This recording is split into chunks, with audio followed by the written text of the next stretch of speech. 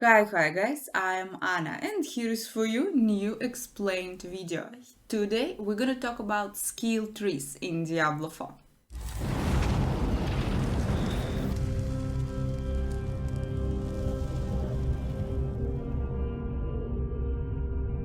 Every character in Diablo 4 gonna have, well, skill tree. One skill tree, guys. Doesn't matter which abilities, which skills your character has, it will be all in one skill tree. One big and beautiful, not too big, but beautiful skill tree. You are putting the points in your skill tree, the points that you are getting from leveling your character. And every character is starting in the skill tree from the top, and then by allocating more and more points in the different skills the skill tree is progressing. You are going down in the skill tree and you are unlocking more and more skills, but not just random skills. You are unlocking skill clusters in Diablo 4. We are starting for every character in Diablo 4, we are starting from a basic skill cluster. Skill cluster, it's a special group of skills. They are located together and some buffs may apply to this particular group of skills. Every character is starting from a basic skill cluster. It's your basic attacks, it's your basic easy moves. Basic skills are resource generating skills. You're using them to generate your mana, your fury, your something to hit then enemies with other skills that are resource spending, where you are spending already your resources. Even though every character is starting from a basic skill cluster, not every character has the same amount of basic skills here. So, if Barbarian and Sorceress has 4 basic skills, Rogue has 5, for example. Other characters, Necromancer and Druid, maybe will have more or less basic skills. But Anna, why you're saying 4? I can see here where around this cluster a lot of different icons. Guys, there are 4 active skills and this is those big squares, but you can see also the lines that are going from those big squares. This is the buffs for your main skills, for your active skills. You can see there is always 2 paths here. For every skills there is always 2 ways. You need to choose the way, you need to choose how you're gonna develop your skill. You can choose only one path. Both you can't activate at the same time. Okay, so far so good. Let's go down in the skill tree. We spend a bunch of points on our basic skills. We are going to the next cluster. And also for absolutely every character in the game, the next cluster, the second cluster, will be core skills. Core skills, we here already spending resources. Core skills are quite powerful and nice. Also, even though for every character second cluster will be core skills, the amount of those skills is not set. Somewhere it's 6, somewhere it's 5, somewhere it's 4. But it's okay because every character is different, every character has its own path, its own way, so for different characters we need different skills. But here, guys, we can also see not only our active skills and, well, the ways to develop the buffs for the active skills, we also can see from the cluster sign, we can see also separated skills, separated ways. This is our passives. If for basic skills there were no passives available, because for basic you're just starting, you don't need to think too much about the passives. Already from a core skills we can see the passives here.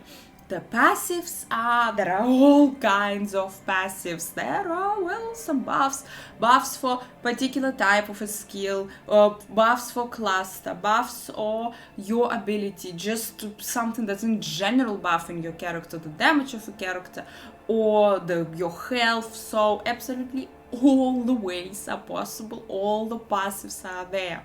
And the more you are progressing in the skill tree, the further you are going, next cluster, you will be discovering more and more passives. You need to choose wisely how you want to develop your character, how you want to build your character.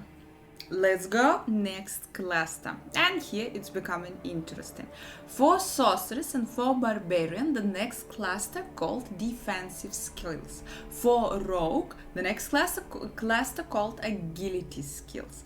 So we kinda assuming that the next cluster is something about the skills that are gonna protect us. So for sorceress, it is the shields. The shields are there, different element shields. For barbarian, there are skills like iron skin, storm, so also something that is protecting you. For rogue, there is dash, there is shadow step, also the skills that are kind of helping you to stay alive, but the titles already, the type of the skills is different on the different classes. That's our third skill cluster, and now we're going to the fourth skill cluster, and here it's becoming a little bit complicated because for every character here there is no similarities. This skill cluster, it's called differently for every character. For sorceress, it will be conjuration skills. For barbarian, it's brawling skills, and for rogue, it's subterfuge skills. So here you can see skills are absolutely different. They are connected with the fantasy of this particular character. Our characters are going separate ways. They are developing how they want in their own world, in their own fantasy. The next one, the fifth cluster, is mastery. This cluster can also have different name on different characters. For example, on the sorceress, this cluster called just mastery. On barbarian, it's called weapon mastery, and on rogue, it's called imbuement.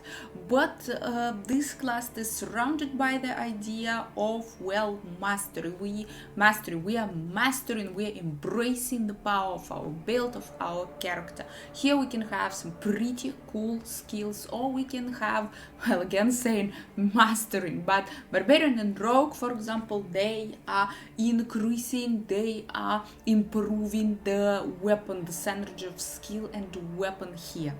And the last one, the sixth skill cluster will be for absolutely every character. It will be ultimate.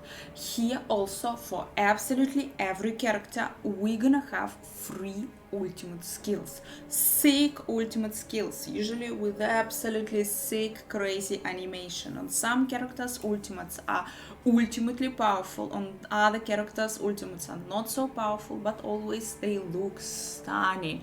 They look so absolutely mind-blowing. This is your ultimate power. Beautiful. And how I like saying, that's not all. Skill tree is not over yet. Besides that, we are getting the access when we are adding a lot of skill points into the skill tree.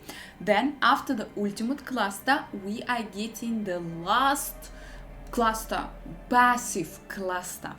We are getting class specific passives. Here we can choose only one passive out of, for different characters, different amount of passives here. For sorceress, 6, for rogue, 5, and for barbarian, only 4. These are class specific, these are your character specific, they are there to you need to choose the path. You are choosing your passive, and this choice is crucial for your build.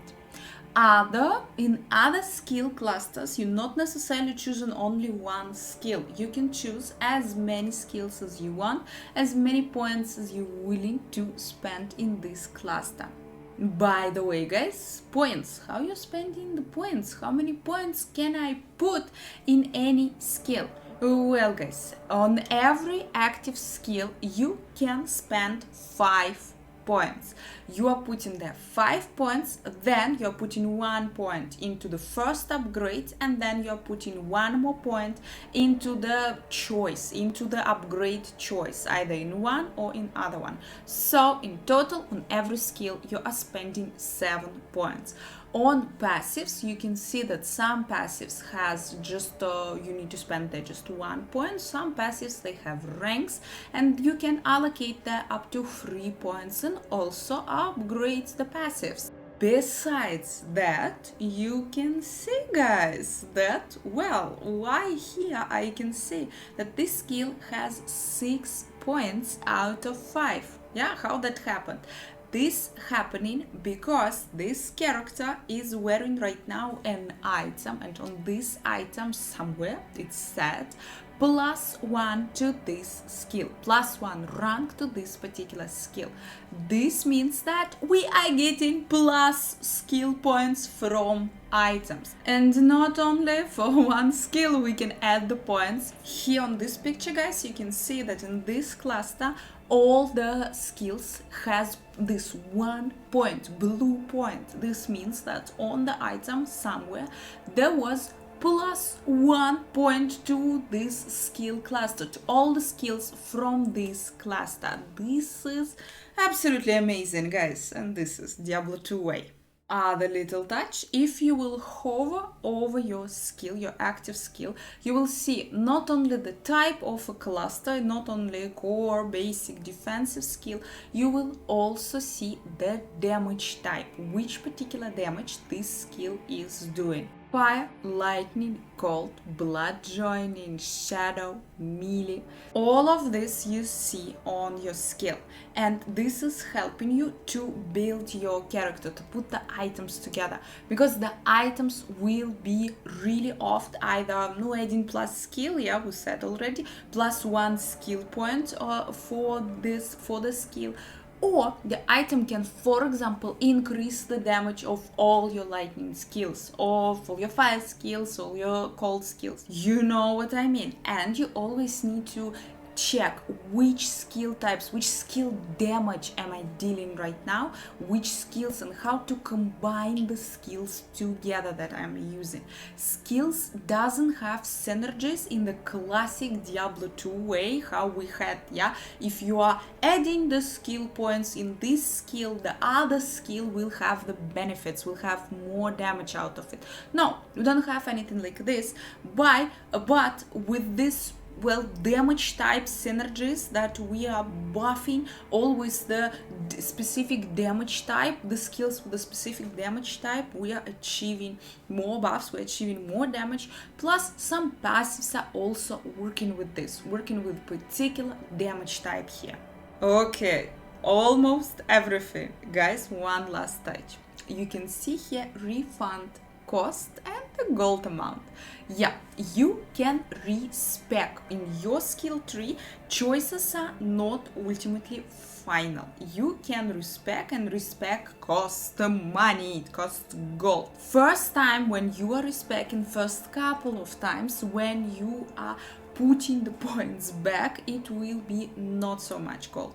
But with every respec, with every point that you are returning, you will be paying more and more. And I can say that gold is just dropping from the sky in Diablo 4. It's taking quite some time, especially in the beginning, obviously, to farm gold, and the more you're respecting, the more painful it will be.